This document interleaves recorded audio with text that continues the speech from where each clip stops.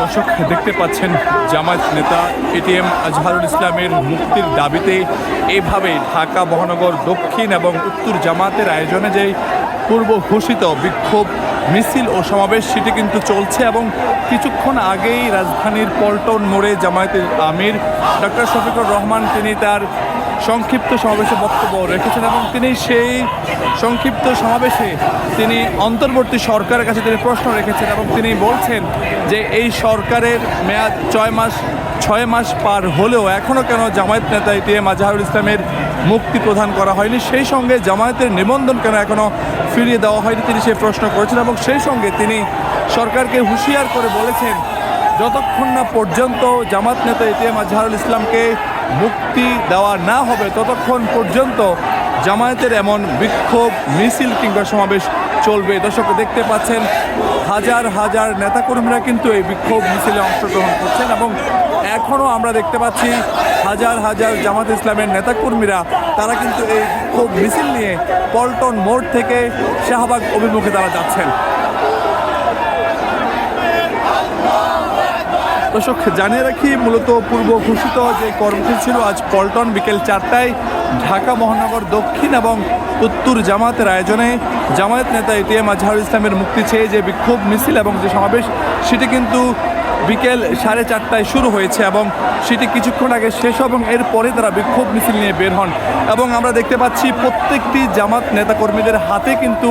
ATM Azharul ইসলামের মুক্তি চেয়ে তার ছবি সম্বলিত প্লেকার্ড এবং তার মুক্তি চাই লেখা সেসব প্লেকার্ড নিয়ে তারা কিন্তু বিক্ষোভ করছেন, মিছিল করছেন এবং তারা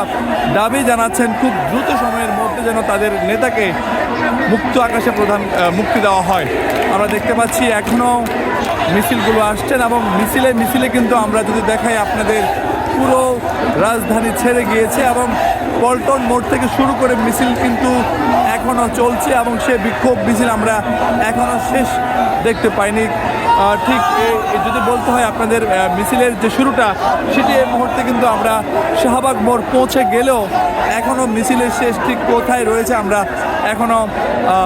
নিশ্চিত করে বলতে পারছি না। দর্শক দেখতে পাচ্ছেন যে জামায়াতের নেতাকর্মীরা হাতে জামায়াতের পতাকা এবং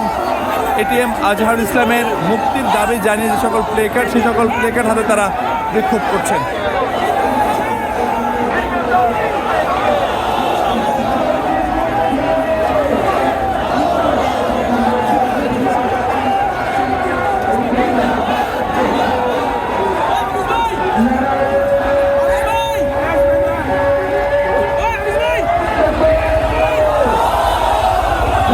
দেখতে পাচ্ছেন যে তারা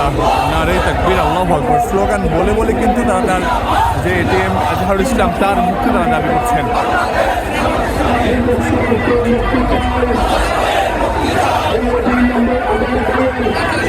দর্শক দেখতে পাচ্ছেন এটিএম আজহারুল ইসলামের ছবি সম্বলিত যে ব্যানার রয়েছে ব্যানারে আমরা দেখতে পাচ্ছি এবং নেতাকর্মীরা যারা রয়েছেন তারাও কিন্তু এখানে অংশগ্রহণ করছে এবং আমি তো জানিয়ে রাখি যদি বলতে হয় যে যারা আসছেন ঢাকা মহানগর দক্ষিণ এবং উত্তর থেকে নেতাকর্মীরা কিন্তু তারা এই বিক্ষোভ মিছিলে অংশগ্রহণ করছে।